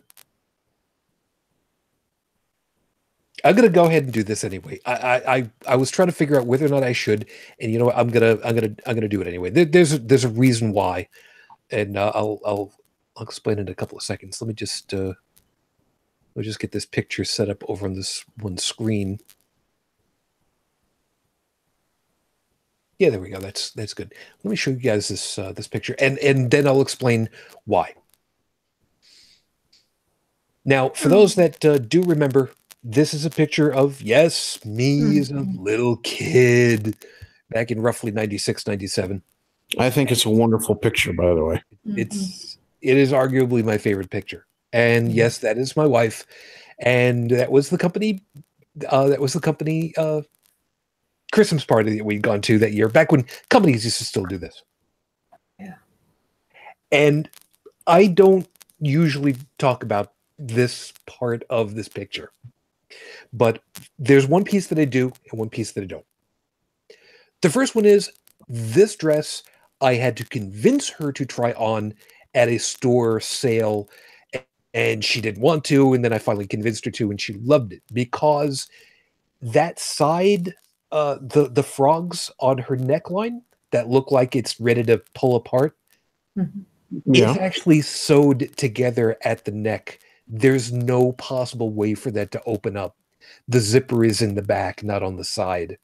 She loved this dress because it had the Bill Thies item where at any moment it looks like it should just fly open, but it never possibly could. Now, I told you that because I was going to tell you this. You see that I'm wearing a red bow tie. And I have a red... I have red cloth in the lapel pocket. I didn't buy that. I had bought the red bow tie because I needed it for whatever the hell event. I'm gonna get in a lot of shit for this one of these days, but that was a pair of her panties that she put into that pocket and did not tell me about until well afterwards. That's hilarious. That's very creative. And that would make me laugh my ass off. There is no way in hell that I would ever tell that to people at the wake because you can't do that. But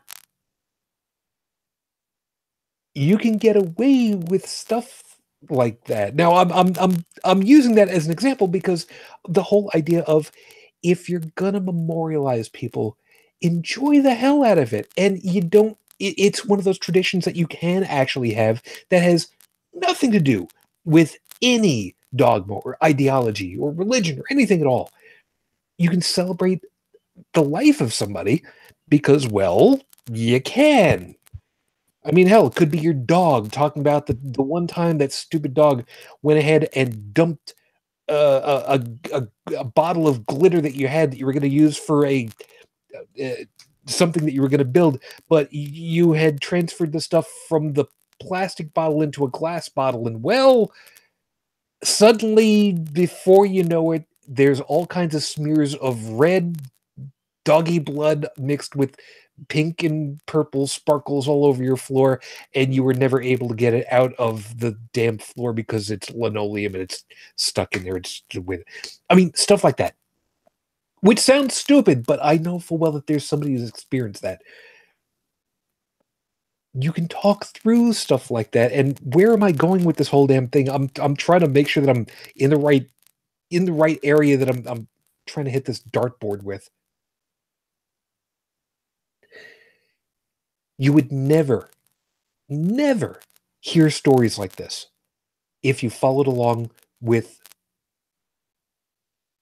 a religious end of life event. Or unless you had a lot of alcohol involved. Yeah, or like when my dad died and people got together and hired an Elvis impersonator to sing at his funeral because he was a huge Elvis fan. And before they closed his casket, people put things in there like a plate, a collector's plate with Elvis on there. The red one and the rook from a rook deck, a fishing pole, a Nintendo cartridge, things like that. And I thought that was great. It was perfect. Yeah, people have been buried with their cars because they loved Joe. Viking pyres set out into the water and set ablaze. They would traditionally be set ablaze wearing their full armor and probably one of their best weapons with them, right? Joe is still not there. Right. That must be one hell of a phone call. It could be. It's okay. But if memory serves, yeah, Vikings, you'd be set ablaze. I mean, preferably after you've died, and you'd go down with whatever your armor was, whatever your sword, your ship, all life. Well, that depends on whether or not she. You know what? I'm gonna stop right there because, again, too many things going through my head, and one of them I really shouldn't say. Yeah, we don't want to talk about going down with people's wives. Thank you so very much. In the ship, while it's on fire. Not helping. Not helping. Now I got Bugs Bunny stuck in my head. Oh no, that was Broomhilda. Not that wasn't. Oh, Broomhilda. I'm thinking of the wrong name. It was Gunhilda. Gunhilda. Anyway, what was it? Stephanie had gone ahead and just typed over here. Viking burials. No. Wait, what? It's Broomhilda, you're so wobbly. Yes, I know. Yes, I know it. I can't help it. Yes, thank you. We're gonna get a C&D on this one. Viking burials had special clothes made. Oh, and all their glorious jewelry. Ooh. So there's stuff that we could find buried in the ocean. All right, whatever. It was about making an impressive arrival in Valhalla. Okay, good point. Mm-hmm. And, as far as religions go for respect, I can get behind that. The idea that you were an honored personality, and we hope that you are found worthy.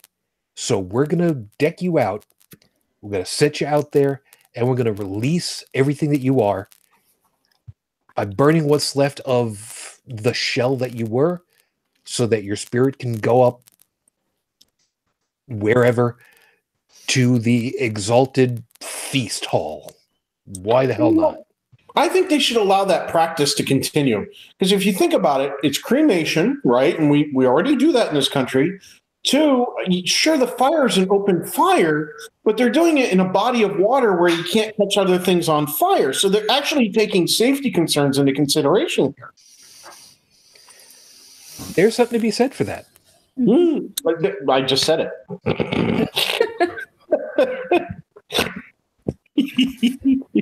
Thank you. Thank you ever so much. But yeah, there's something to be said for it, though. I mean, there can be traditions that, even though they're religious, they could have some good places.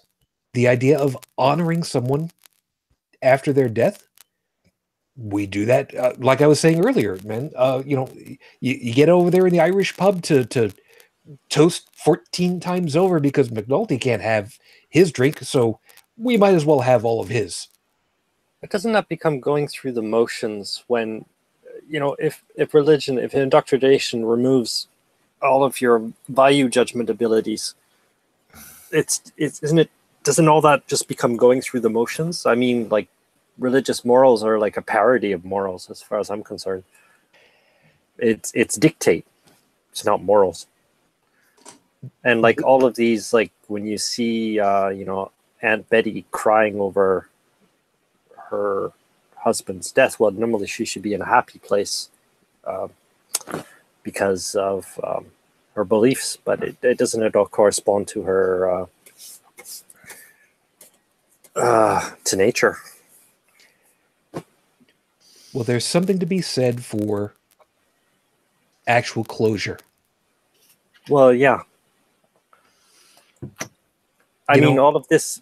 I think really, when we're discussing religion, we really have to draw a line of separation between people, the indoctrinated and the non-indoctrinated. And I mean, even in the religion itself, it's often the line between the leaders, the ones that are controlling everything, and then the believers. So all of this, like, okay, yeah, maybe it does teach. Okay. Religion, it's a self-serving thing. Its only interest is its own survival. So of course it's going to take the best aspects of humanity and either use them as distraction or, use them as propaganda. But like religious charity, I've got a big problem with that. I mean, they're asking for money for homeless people when they're taking a big cut of the whatever we give to homeless people. We think we're giving the money to homeless people, but they take a big cut for their indoctrination machine.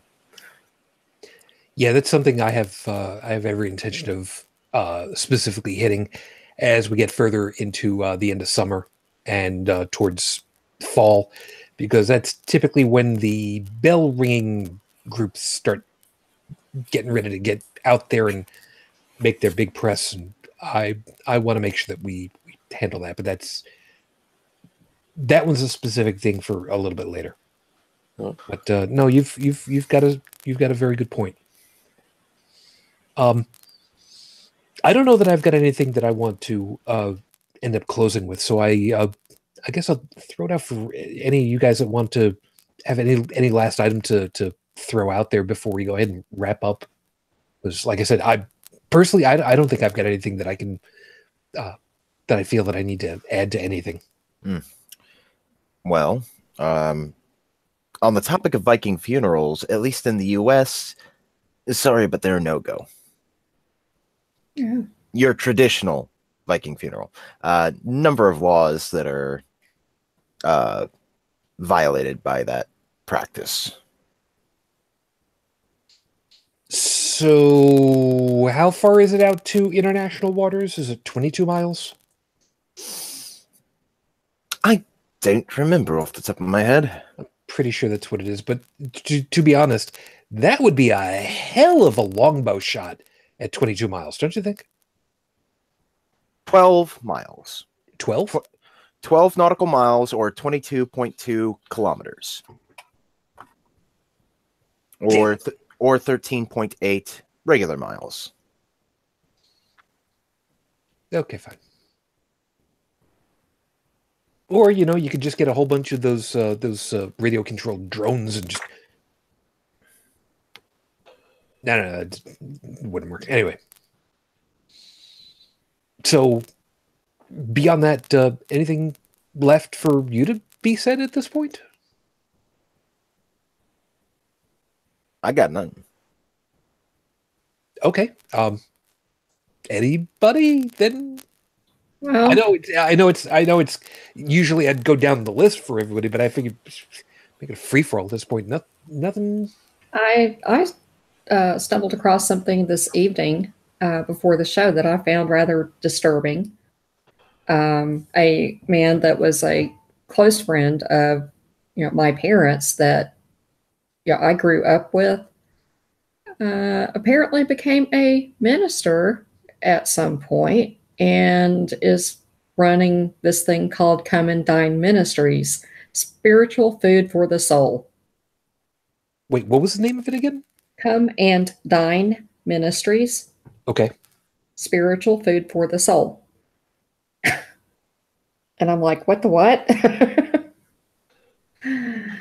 No, that's not manipulative at all. Selling another product they can't produce.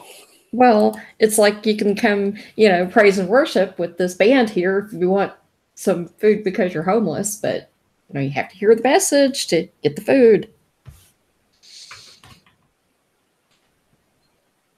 Gotta love it. Yeah. You want to eat? Dance, monkey, dance. Mm-hmm.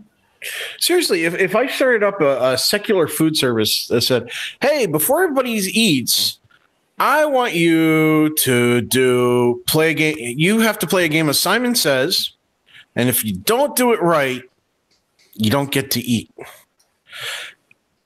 How long do you think it would take before I got shut down? Yeah, that's just humiliation. Yeah. It's the same thing when you go in and they make you do the prayers and singing and everything else before you get your food. It's just, that's what it is. It's just humans, a select group of humans just making other humans do their bidding through whatever. Yes, you got a captive audience.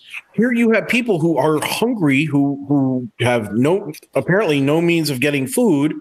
And you're like, oh, I've got this extra food because of, tax breaks and other such things and donations from other people who, care about these people. And I'm going to use it to take advantage of them. Yeah, well, that's funny. Before I've called myself a dick, I relabeled myself an asshole because there are a lot of churches that are real dicks. Yeah, you can alternate.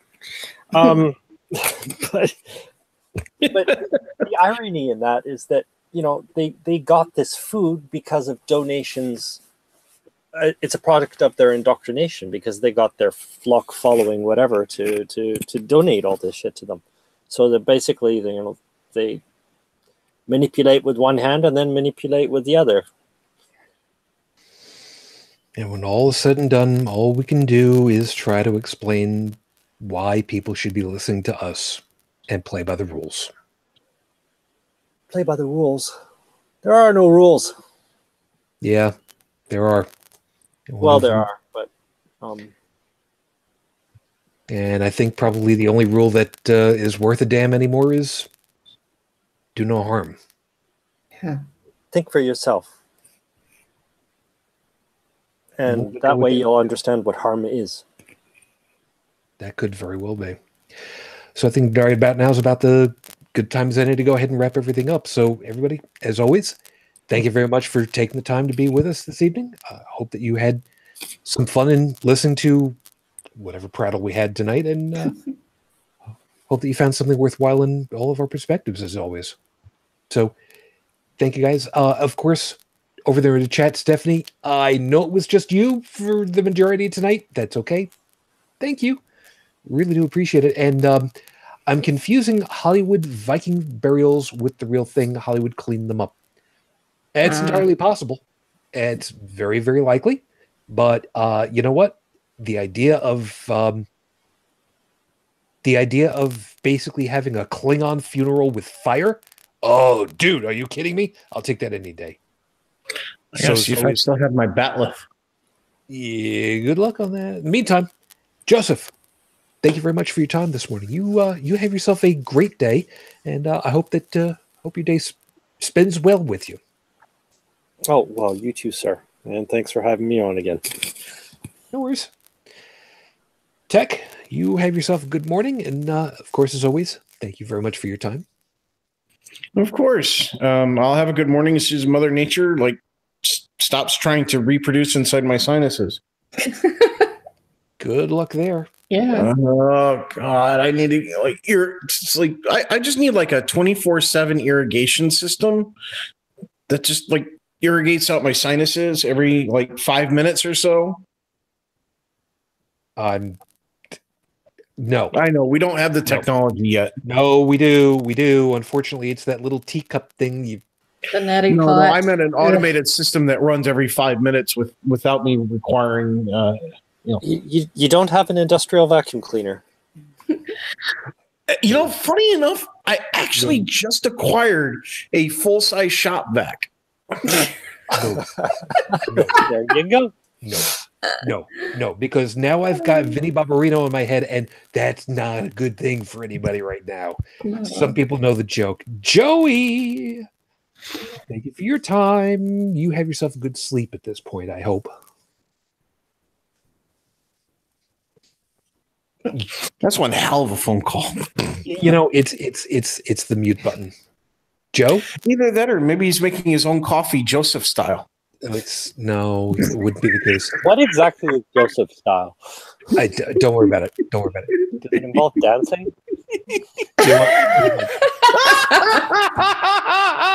Regardless, assuming that Joey is otherwise occupied or fallen asleep, probably occupied. On his behalf, thank you, everybody. And Bridget, thank you very much for your time. You have yourself a good sleep, and there's a piece apparently that we're gonna end up talking about after we close up shop here, aren't we? Probably, but that's okay. So you can find me on Facebook as Bridget Fitch, or you can find my blog Between the Wheels at bridgetfitch2112.wordpress.com. And of course, Heretic Woman and Dallin, hope you guys are having yourselves a great time up there at the conference. If anybody would like to get in touch with either of them, Heretic Woman, you can find her over on Facebook, of course, through Beyond the Trailer Park. So you can find that show, beyondthetrailerpark.com. They'll be on tomorrow doing whatever it is that I have no idea what they're going to be doing. Somebody will probably end up going ahead and saying something, so you can find that over there. And of course, you can full Coronic that over on Twitter and Patreon and all that happy horse shit, whatever the hell it is. She's getting money. I'm not. I don't care. Whatever the hell. And of course, Dallin, who takes care of the audio portion of the podcast, so you can thank him. He is over there on his blog as inthewind.yo5.ca because he's up there in Canada, where it's actually no longer winter. So kudos on all that. If you'd like to subscribe to the audio podcast, of course, take a swing over to holycrapthevlogcast.com. The link for subscription is over on the left-hand side of the screen. You'll figure it there once you get over there. If you'd like to leave us a voicemail message, feel free to do so at 859-HCTV-554, 859-428-8554. No, I have not memorized it yet. Leave me alone. And we'll be looking forward to seeing you guys next week. Item last, by the way. After a lot of hard work and a lot of pushing back against some really bad feelings, I did finally get the end of cycle for sarcoma fundraising group ready for this year's Ride for Roswell. I will make sure that I have a link in the show notes for myself for the upcoming season. The little one and I are already registered, and we will be riding in the 20-mile course on bike because, well, 20 miles is a good run. So long as there is not bad weather, we'll be there. If you would like to help out with that, it is for the Roswell Park Cancer Institute here in Buffalo, New York. I'll be more than happy to accept any donations through that way. And come the end of the month, I will have my traditional 36-hour radio stream marathon fundraiser that I will have a little bit more information for you guys probably next week. And we'll have to make arrangements so that somebody's running the show, not me, because I'm going to be busy playing music. I think I've only been able to stay awake for one of the 36-hour runs for the entire 36 hours before. And as a reminder, as Joey would tell you if he were here, I don't know. I am. Okay. Joey will tell you, it ain't 36 hours. It's closer to 40, really, when all is said and done. Yes. More or less. No, I had to step away so that I could go ahead and find the particular laws that I had mentioned earlier. Fair enough. So now that you're here properly... Wait, you mean you actually do research? That's awesome. Somebody's got to. Thank you very much for your time this morning, though. I really do appreciate it, man. Yep, no problem. So, like I said, I'll have that link over in my host notes. But other than that, thank you for being with us. And we will be looking forward to talking to you guys again, as always, next week. And also, just because we can, to all your mothers out there, happy Mother's Day. On behalf of my wife, thank you. As far as to what is Tiny Tribble getting me for Mother's Day, I only ever want one thing. I just want a hug. It's always the right color. You never have to send it back because it's the wrong size. I don't ask for much.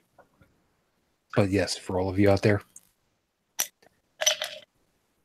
thanks for doing the job. So until the next time we get together, everybody, as always, I wish you the peace I no longer have. I wish you the strength that I've learned. I wish you well. And of course, my lady, it's almost 13 years. I am still in love. Montane Fujin. I love you. I miss you. Dream of me. And you ain't getting those panties back. Till the next time we get together, everyone, as always, good night.